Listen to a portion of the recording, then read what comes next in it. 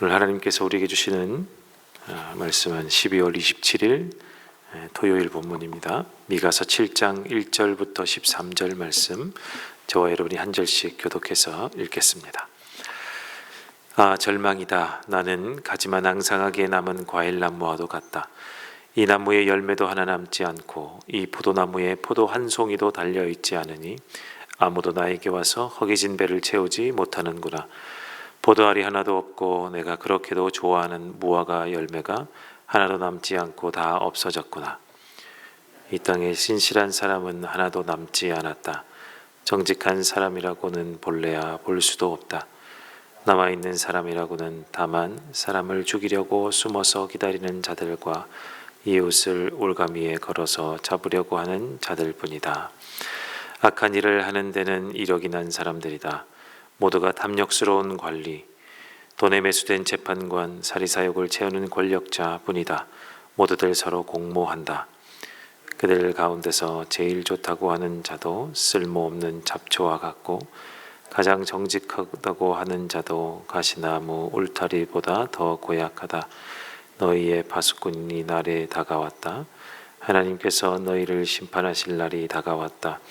이제 너희들이 혼란에 빠질 때가 되었다. 너희는 이웃을 믿지 말아라. 친구도 신뢰하지 말아라. 품에 안겨서 잠드는 아내에게도 말을 다 털어놓지 말아라. 이 시대에는 아들이 아버지를 경멸하고 딸이 어머니에게 대들고 며느리가 시어머니와 다툰다. 사람의 원수가 곧 자기 집안 사람일 것이다. 그러나 나는 희망을 가지고 주님을 바라본다. 나를 구원하실 하나님을 기다린다. 내 하나님께서 내 간구를 들으신다. 내 원수야, 내가 당하는 고난을 보고서 미리 흐뭇해하지 말아라. 나는 넘어져도 다시 일어난다. 지금은 어둠 속에 있지만 주님께서 곧 나의 빛이 되신다. 내가 주님께 죄를 지었으니 이제 나는 주님의 분노가 가라앉기까지 참고 있을 뿐이다. 마침내 주님께서는 나를 변호하시고 내 권리를 지켜주시고 나를 빛 가운데로 인도하실 것이니 내가 주님께서 행하신 의를 볼 것이다.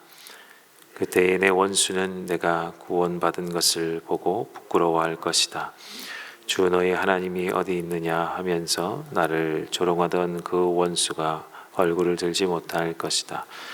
내 원수가 거리의 진흙처럼 밟힐 것이니 패배당한 원수의 모습을 보게 될 것이다. 네 성벽을 다시 쌓아야 할 때가 온다. 네 지경을 넓혀야 할 때가 온다. 그때에 내 백성이 사방으로부터 내게로 되돌아온다. 아시리아로부터, 이집트의 여러 성읍으로부터, 심지어 이집트에서부터 유프라테스 강에 이르기까지, 이 바다에서 저 바다까지, 이 산에서 저 산까지 내 백성이 내게로 함께 있습니다. 그들이 살던 땅은 거기에 사는 악한 자들의 죄 때문에 사막이 되고 말 것이다. 아멘. 어느 마을에 오래된 소금 창고가 있었습니다. 그 소금은 원래 음식의 부패를 막고 맛을 살리기 위한 역할이기 때문에 이 마을을 위해서 쟁여놓은 것이었습니다. 그런데 어느 날부터 그 소금이 습기에 젖어서 짠맛을 잃어버리고 다 딱딱하게 굳어져 가고 있었습니다. 마을 사람들은 점점 이야기하기 시작했습니다. 소금이 있기는 한데 아무 역할을 못한다. 그냥 버려야 할 것 같다. 이렇게 이야기했습니다.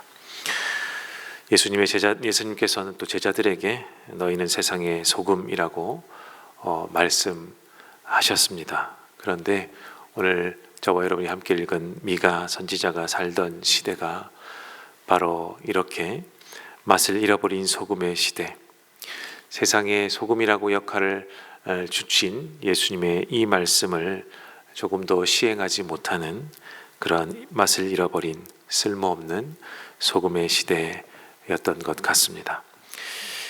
겉으로는 하나님의 백성이요 이렇게 이야기를 하지만 그러나 실제로는 세상과 함께 어두워져 가던 그런 공동체, 그런 나라가 바로 이스라엘 나라였습니다. 미가는 1절에서 그래서 이렇게 탄식합니다. 절망이다. 나는 가지만 앙상하게 남은 과일나무와도 같다. 이 나무의 열매도 하나 남지 않고 이 포도나무에 포도 한 송이도 달려 있지 않으니 아무도 나에게 와서 허기진 배를 채우지 못하는구나. 포도알이 하나도 없고 내가 그렇게도 좋아하는 무화과 열매가 하나도 남지 않고 다 없어졌구나. 이 말은 자신을 빗대어 이 나라를 한탄하며 하는 말입니다. 이 나라에 아무리 열심히 찾아보았지만 하나님께 드릴 신앙의 열매는 하나도 찾을 수가 없구나 라고 탄식 섞인 고백을 말하고 있는 것입니다. 2절은 더 충격적인 말씀입니다. 이 땅에 신실한 사람은 하나도 남지 않았다. 정직한 사람이라고는 본래야 볼 수도 없다.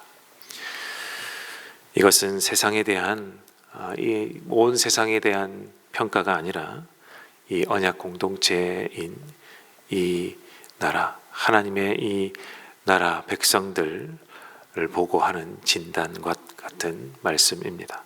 그래서 더 충격적이죠. 그래서 미가 7장은 교회, 이 구약의 교회, 곧 하나님의 백성이 맛을 잃어버린 소금이 되었을 때, 또 빛을 잃은 등불이 되었을 때 어떤 일이 벌어지고 있는지를 보여주고 있습니다. 지도자들은 정의보다는 이익을 택하게 되고 가장 선한 사람이라고 칭송받는 사람조차 가시처럼 상처를 주고 있고, 또 신뢰는 무너지고 가정 안에서도 진실과 정의와 공의가 다 사라진 그러한 때가 이때다라고 보여주고 있는 것입니다.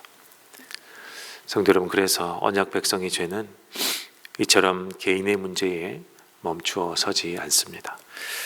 공동체를 무너뜨리는 것과 또 관계를 파괴하는 것, 결국 하나님의 이름이 욕되게 만드는 것들이 나타나는 양태로 그 개인과 연결된 공동체와 종국에 일어선 하나님과의 관계를 무너뜨리는 심각한 양태를 보여줍니다.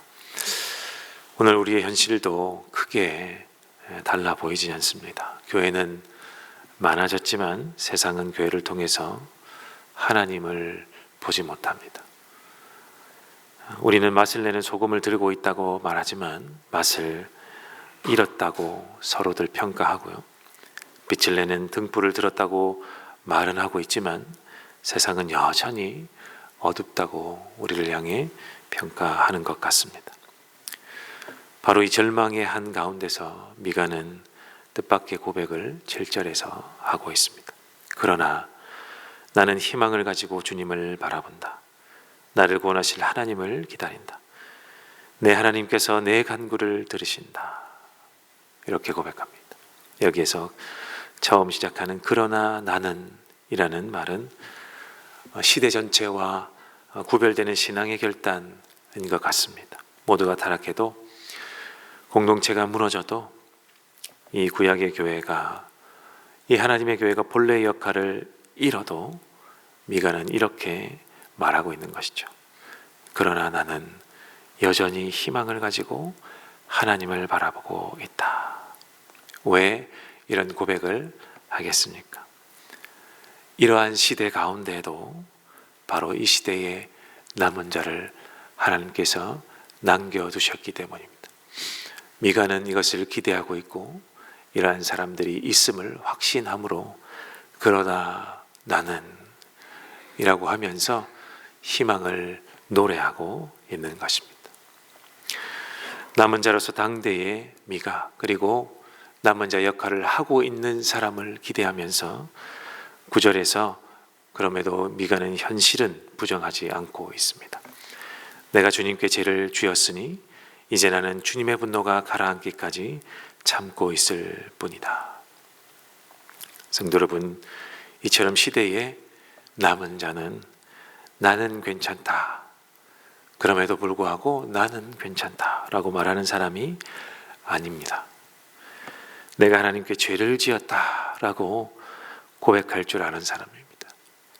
시대의 아픔을 나의 아픔으로 삼고 이 시대 하나님의 공동체의 어두워져감을, 맛을 잃어가는 그 상태를 나의 상태라고 여기고 내가 하나님께 죄를 지었다.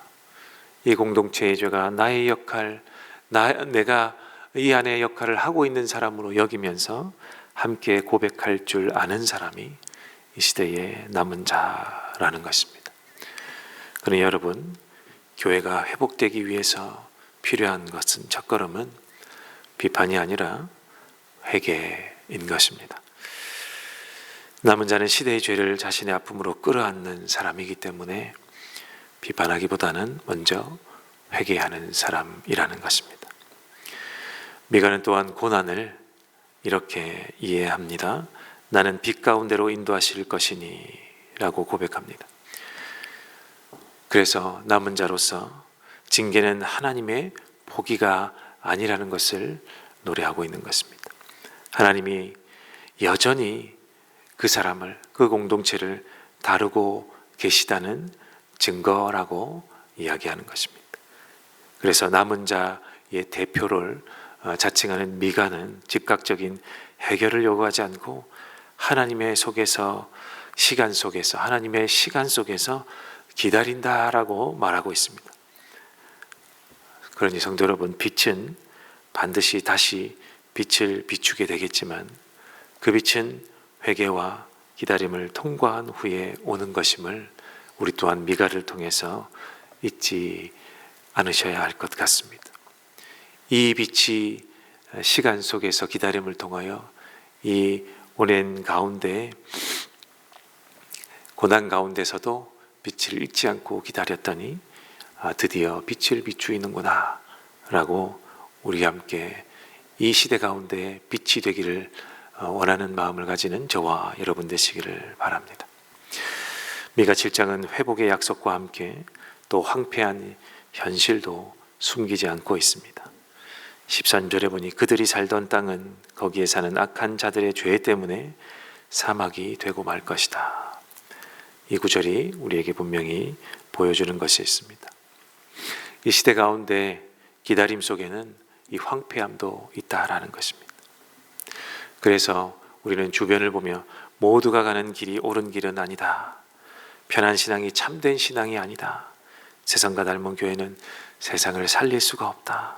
그래서 악한 자들과 그들의 죄 때문에 남은 자는 주위에 아무도 없는 것처럼 황폐하게 보일 것이니 이때에도 하나님의 사람으로 남은 자로 기다리고 인내하고 버텨야 한다라는 것입니다. 성도 여러분, 남은 자는 숫자나 환경으로 구별되는 사람이 아니라 남은 자는 오직 방향으로 구별되는 사람인 것입니다. 그래서 우리의 주변에 진리를 따라가는 사람들이 적다 할지라도, 보이지 않는다 할지라도, 황폐하게 보이는 세상 가운데서라도 우리는 방향으로 남은 자들을 생각하면서, 남은 자들을 찾아가면서 세상과 구별되는 자가 되어야 하겠다라는 것을 다짐하는 저와 여러분 또한 되시기를 간절히 바랍니다. 성도 여러분, 하나님은 언제나 어두운 시대에 소수의 남은 자를 통해 역사를 이어오셨습니다. 미가는 거대한 기억을 보지 못한 채 눈물로 하나님을 바라보았지만 그의 신앙은 오늘 우리에게까지 빛을 비추이고 있는 것 같습니다. 이 미가의 신앙을 볼 때 맛을 잃은 소금과 소금의 시대와 같은 그 시대에도 여전히 짠맛을 내며 부패하지 않고 남아있는 자가 있구나라는 것을 깨닫게 해주고 있습니다. 하나님께서 오늘 또한 우리에게 묻는 것 같습니다. 교회가 어두워질 때 너는 세상을 따라 어두워지겠느냐, 아니면 오직 나를 우러러 보며 오직 한 분 여호와 하나님만을 바라보겠느냐. 이 시대가 요구하는 것은 화려한 신앙이 아니라 끝까지 하나님을 바라보는 남은 자의 신앙인 줄로 믿습니다. 그러니 우리도 이 시대 가운데서 미가처럼 말할 수 있기를 소망합니다. 오직 나는 여전히 희망을 가지고 소망을 가지고 오직 주님만을 바라보리라. 이 고백이 우리의 고백이 되기를 원합니다. 여기에 모이신 주님의 성도들의 고백이 되기를 원합니다. 그리고 우리 교회 은혜샘물교회 고백이 되기를 원합니다. 그리하여 시대에 부름받은 자, 시대에 남은 자가 되어 짠맛을 여전히 간직하고 빛을 비추이는 시대의 사명자, 소명자가 다 되시기를 주님의 이름으로 간절히 소망합니다. 오늘 우리 함께 말씀을 가지고 함께 기도하겠습니다. 첫 번째는 하나님, 우리도 이 시대에 남은 자가 되게 하옵소서. 주변의 황폐함에 흔들리지 않고 남은 자로서의 사명을 다하는 신실한 우리가 될 수 있도록, 은혜샘물교회 모든 공동체 목장들이 다 될 수 있도록 하나님 도와주시옵소서. 우리 첫 번째 기도해 주시면 좋겠습니다. 두 번째는 내일 목장연합 예배를 위해서 기도하겠습니다. 하나님, 우리의 예배가 이 시대의 남은 자들을 불러 모으고 남은 자들을 일으키는 복된 예배가 되게 하옵소서. 우리 내일 목장 예배를 위해서 다 함께 기도해 주시고, 세 번째는 새해 세겹줄 기도회로 준비를 하고 있습니다. 이 시대의 남은 자는 기도하는 자임을 하나님이 기대하실 줄로 믿습니다. 은혜샘물교회 모든 성도님들이 세겹줄 기도회로 다시 모여 기도로 한 해를 열게 되는 귀한 시간 되게 하옵소서. 그리고 여러분의 가지고 오신 기도의 제목에 따라 함께 기도하시다가 돌아가겠습니다. 함께 기도하겠습니다.